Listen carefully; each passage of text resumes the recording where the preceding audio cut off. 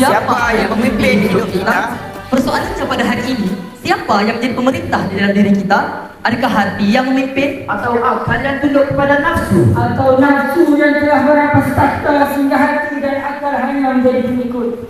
Orang yang berjaya bukan orang yang tidak mempunyai nafsu, tetapi orang yang berjaya ialah orang yang mampu mengawal nafsunya, memanfaatkan akalnya dan membersihkan hatinya. Nafsu dikawal, Akal dipenuhi ilmu, hati dipenuhi iman. Apabila tiga unsur ini berada pada tempatnya, lahirlah seorang hamba yang tenang, seorang pelajar yang bersungguh-sungguh, seorang guru yang ikhlas, seorang ibu bapa yang penyayang, dan seorang pemimpin yang amanah. Antara nafsu, akal dan hati. Assalamualaikum warahmatullahi wabarakatuh. Alhamdulillah, segala puji bagi Allah Subhanahu wa taala yang masih mengurniakan kita nikmat iman, Islam dan kesempatan untuk kita terus bermuhasabah.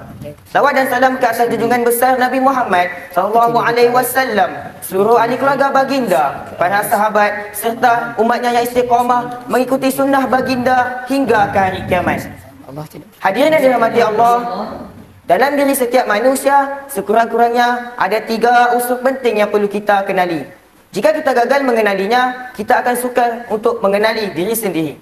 3 unsur itu ialah nafsu, akal dan hati. Ramai orang sibuk mengejar dunia, tetapi lupa untuk mempelajari dirinya sendiri. Sedangkan orang yang mengenali dirinya akan lebih mudah untuk mengenal Tuhannya. Yang pertama, nafsu. Musuh yang sentiasa menggoda. Apakah itu nafsu?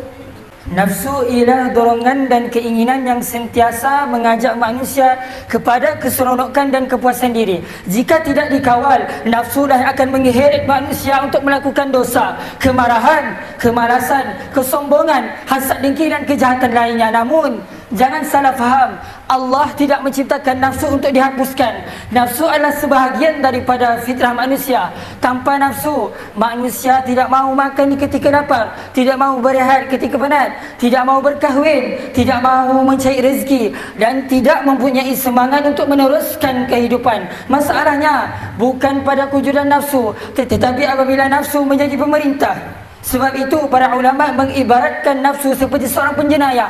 Penjenayah tidak boleh dibiarkan bebas. Dia perlu dikawal di penjara dan hanya dilepaskan apabila benar diperlukannya. Begitulah nafsu. Kita gunakan sekadar keperluan, bukan menurut segala kemahuannya. Apabila nafsu menjadi raja, manusia akan mencari alasan untuk meninggalkan salat, malas menghafal Al-Quran, suka menangguh-nangguhkan kerja, mudah marah dan akhirnya hidup dipimpin oleh kehendak, bukan oleh kebenaran. Yang kedua, akal, tentera yang memberi pertimbangan. Allah mengurniakan akal kepada kita sebagai satu nikmat yang sangat besar. Akal berfungsi menilai antara baik dan buruk, manfaat dan mudarat, untung dan rugi, sebab dan akibat. Akal akan berkata, jika aku melakukan perkara ini, apakah akibatnya? Jika aku meninggalkan solat, bagaimana kesannya terhadap diriku? Jika aku bersungguh-sungguh pada hari ini, bagaimana masa depan hidupku? Makin banyak seseorang belajar, membaca, menuntut ilmu dan menimba pengalaman, semakin matang akalnya. Akal yang terdidik akan membantu seseorang membuat keputusan yang lebih bijaksana. Namun, sehebat manapun akal, ia hanyalah seorang tentera. Tentera tidak membuat dasar, tentera hanya melaksanakan arahan. Sebab itu kita melihat ada orang yang lebih bijak, tetapi ia menggunakan kebijaksanaannya untuk menipu, menzalimi orang lain serta berbuat maksiat. Akalnya hebat, rajanya rosak. Yang ketiga, hati, raja kepada seluruh anggota. Yang paling penting ialah hati. Hati ialah raja kepada seluruh anggota badan. Raja inilah yang akan menentukan ke mana arah kehidupan seseorang. Jika hatinya dekat dengan Allah, seluruh anggota badan akan terdorong melakukan kebaikan. Jika hatinya jauh daripada Allah, seluruh anggota badan akan mudah melakukan kemaksiatan.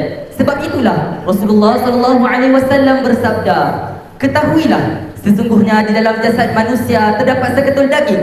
Jika baik, maka baiklah jasadnya. Jika buruk, maka buruklah jasadnya. Ketahuilah, itulah hati. Hadis ini mengajarkan kita bahawa setiap kebaikan dan keburukan bermula daripada hati. Hati yang disirami dengan Al-Quran, zikir, salat, taubat dan ketaatan akan menjadikan hatinya hidup. Sebaliknya, hati yang dipenuhi dengan dosa, maksiat, dendam, riak, cinta akan dunia akan menjadikan hatinya keras sehingga sukar menerima nasihat. Siapa yang memimpin hidup kita? Persoalannya pada hari ini, siapa yang menjadi pemerintah di dalam diri kita? Adakah hati yang memimpin Atau akal yang tunduk kepada nafsu? Atau nafsu yang telah merampas takhta sehingga hati dan akal hanya menjadi pengikut?